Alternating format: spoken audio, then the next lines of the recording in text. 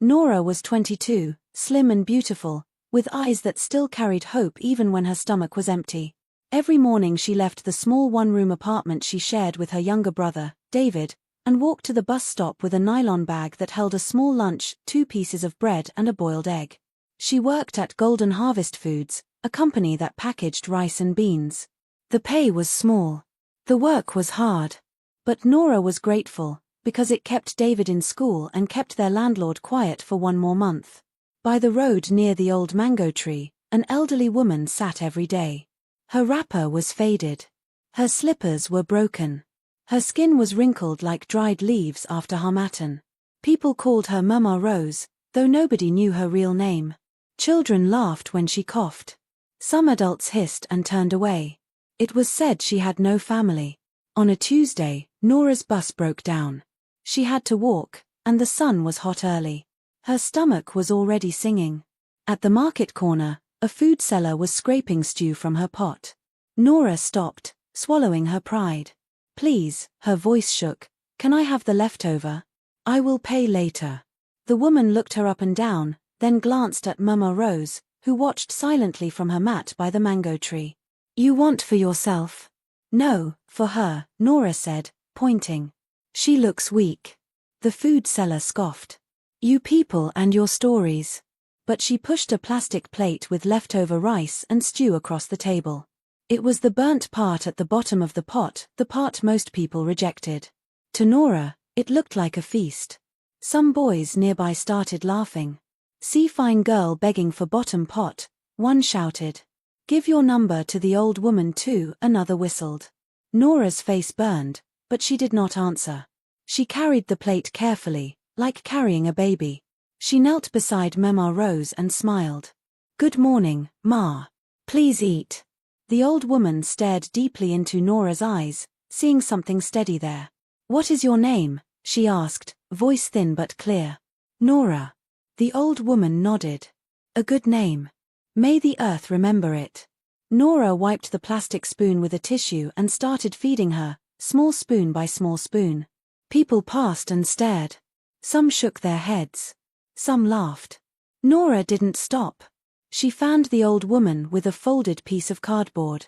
She cleaned the corners of her mouth with the last tissue in her bag. When the old woman finished, she touched Nora's hand. "Child, kindness is a seed. The wind can't blow it away if you bury it deep." Nora hurried to work, late and tired, but her heart felt light.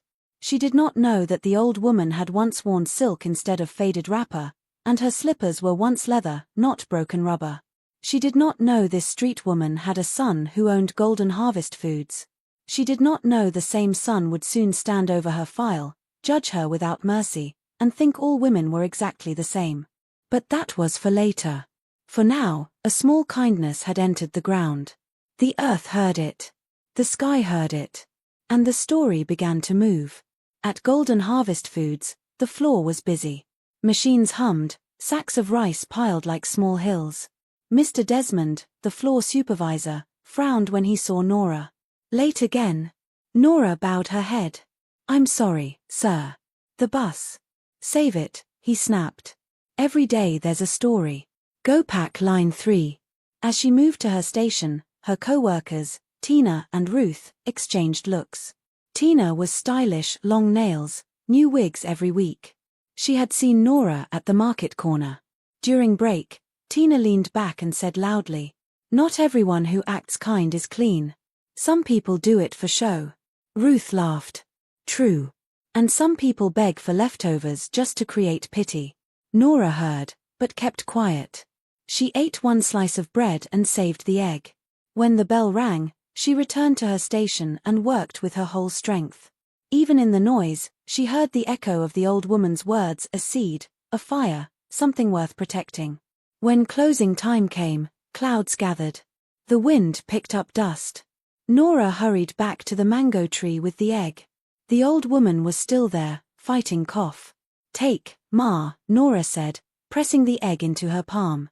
"Tomorrow I'll bring small pap." The old woman nodded. Her eyes were wet. "Go home before the rain, child." As Nora walked away, the first drops fell. On another street, A black SUV rolled to a stop outside Golden Harvest Foods head office. A tall man with a hard face stepped out, looked at the building, and checked his watch. His name was Alexander. He had come. Alexander walked into the glass building of Golden Harvest Foods like a man carrying thunder in his briefcase. His shoes clicked on the marble floor, echoing through the reception area. Everyone straightened. Even the air felt alert when he passed. At 36, Alexander was everything the magazines called successful. His suits were Italian. His wristwatch could pay a year's rent for 10 families. His voice was calm but sharp, like a knife dipped in honey. He was the only son of the company's late founder, Chief Roland Adesina, a man who had built the business from street hawking to empire before his sudden death. Since Chief's passing, Alexander had changed. He didn't laugh. He didn't trust. He believed every person wanted something from him: love, money, or power. Especially women. The rumor in the office said a woman once broke his heart so badly that even his mother, Mama Rose, could not reach him again.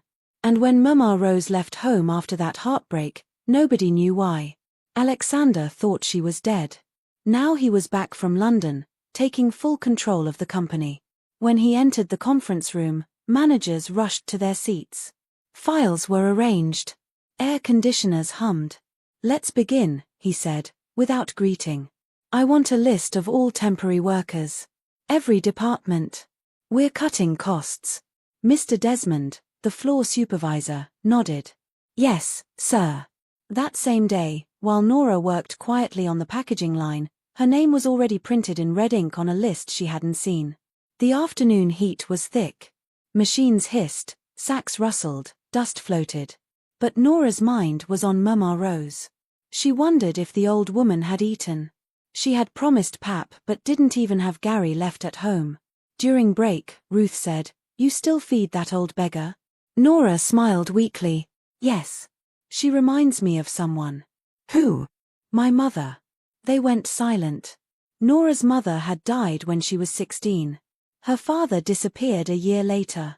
Since then, it had been her and David against the world. When closing bell rang, Nora packed her things, tired but peaceful. She walked past the mango tree again. The mat was empty. Mama Rose was gone. For a moment, panic gripped her. She looked around the street. Nothing. Just the distant smell of rain. She waited for 10 minutes, hoping the old woman had only gone to fetch water. Then she noticed something folded neatly under a stone, a small paper bag. Inside, wrapped in nylon, were roasted groundnuts and a note written in shaky handwriting.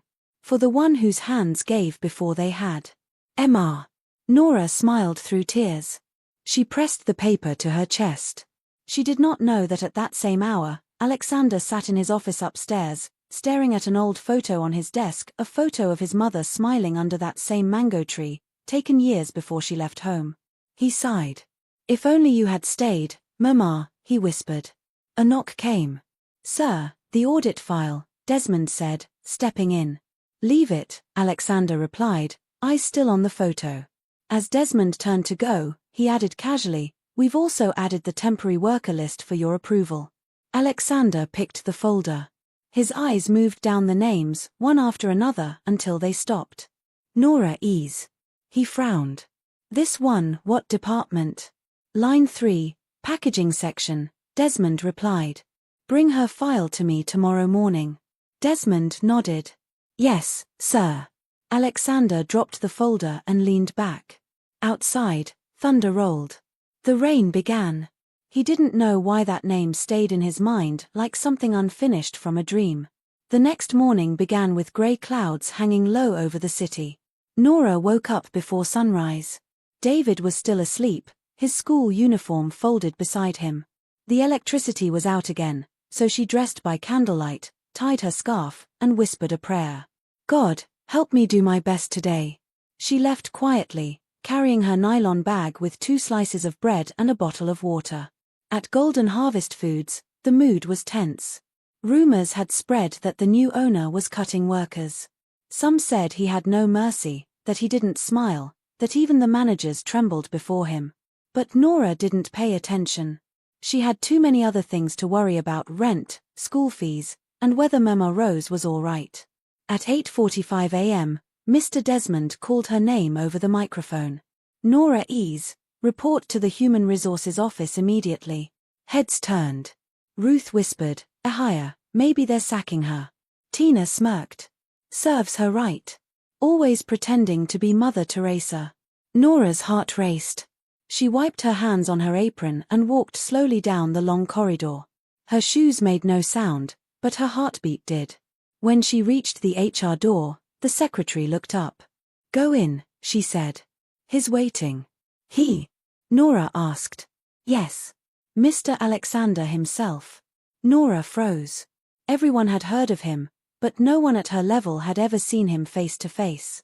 She pushed the door gently. The office smelled of leather and polished wood. Floor-to-ceiling windows looked out over the city skyline. Behind a large desk sat Alexander Adesina, his head bent over a file. He didn't look up immediately. Sit, he said simply. Nora sat, her hands trembling. He turned a page. Nora Ease, temporary staff, packaging section. Late 3 times last month. Yes, sir, she whispered.